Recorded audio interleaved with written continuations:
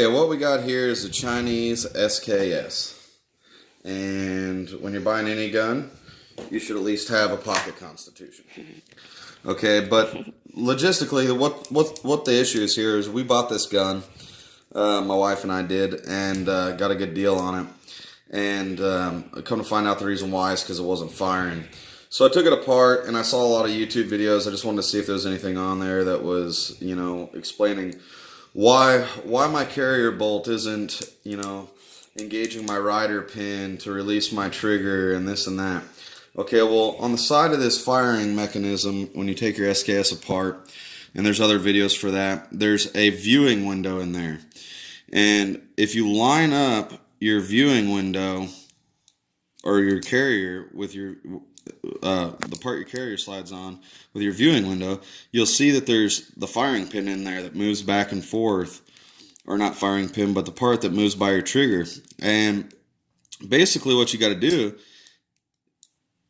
is you can hear it click. That's me pushing it all the way down, pulling the trigger in, and releasing it. So basically what's happening is this piece here isn't riding on the carrier bolt enough to where it's allowing for this to be at the perfect level to line up for the trigger to release. And what I'm getting at is that carrier bolt sitting on here, it's pressing down, you're pushing in the trigger, you're getting nothing, okay? So, but if you file a little bit of this pin off, and when I mean a little, I mean like an 1/8 inch.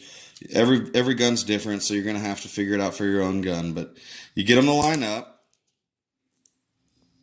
and it'll release your hammer.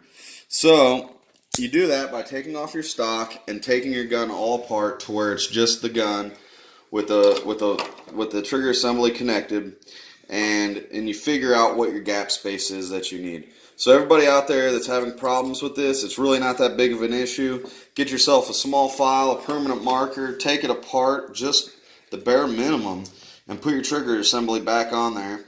And remember, it has to be on safe in order for you to take this on and off, and see what your gap is. And if your gap is wrong, then try to change it. That's all I got to say.